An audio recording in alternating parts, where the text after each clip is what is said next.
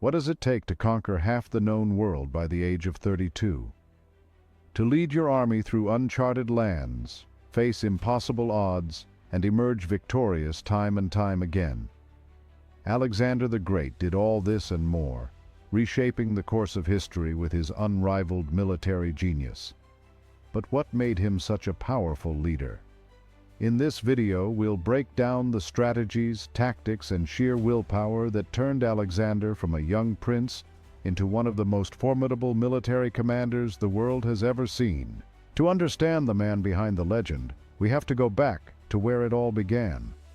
Born in 356 BC in the ancient city of Pella, Alexander was no ordinary child. He was the son of King Philip II of Macedon, a fierce warrior king who had united the Greek states under Macedonian rule.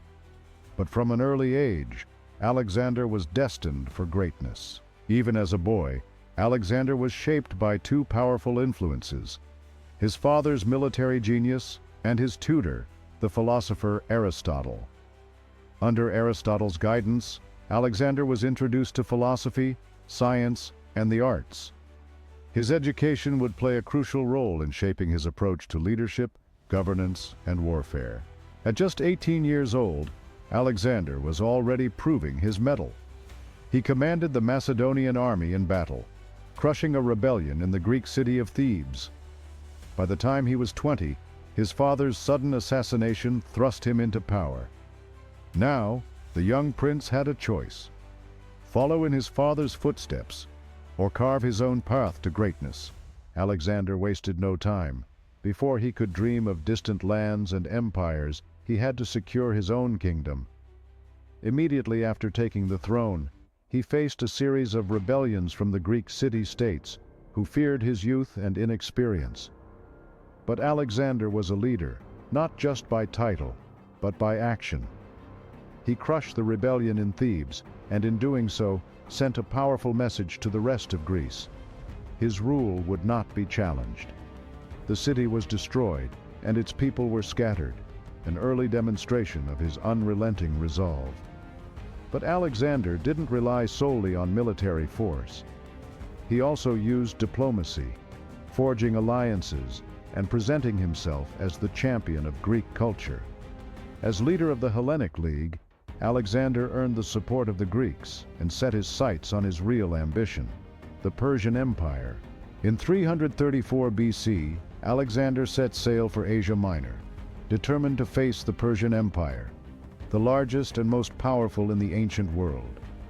But before he could defeat Darius III, the Persian king, Alexander had to prove his ability on the battlefield. The Battle of Granicus was his first major clash with the Persians. His army was outnumbered, but Alexander used his knowledge of terrain and tactics to gain the upper hand. He took a bold risk, leading his cavalry directly into the heart of the Persian forces. The result? A decisive victory that sent shockwaves throughout the Persian Empire. But this was just the beginning. The next chapter in Alexander's conquest unfolded at the Battle of Issus in 333 BC. Here, Alexander faced Darius III once more. But this time, Darius commanded an even larger army. Alexander's forces were vastly outnumbered, but his tactical brilliance would shine through. Instead of engaging in a frontal assault, Alexander employed a strategy that no one saw coming. He used his cavalry to feign retreat, luring Darius into a vulnerable position. With a swift strike, he shattered the Persian lines, forcing Darius to flee in disgrace. Alexander's ability to read the battlefield, to turn the tide of war with quick thinking and bold action, became his trademark. But it wasn't just his tactics that set him apart. It was his leadership. Alexander's leadership was unlike any before him. While many kings and generals sat safely behind their troops, Alexander led from the front. He didn't just command his army, he fought alongside them. At the Battle of Issus, Alexander wasn't content to watch from the sidelines. He charged into the heart of the enemy forces, placing himself in harm's way alongside his men. His bravery inspired unwavering loyalty in his soldiers. They believed in him, not just as a king, but as a companion in arms, a leader who shared their risks and their victories.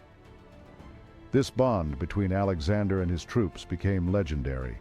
They followed him into battle, through deserts, across rivers, and into unknown lands, trusting him to lead them to glory. The Persian king, Darius III, gathered one of the largest armies in ancient history to crush Alexander once and for all. The battlefield at Gaugamela was vast, and the Persian forces greatly outnumbered the Macedonians. But Alexander, ever the strategist, turned the tables.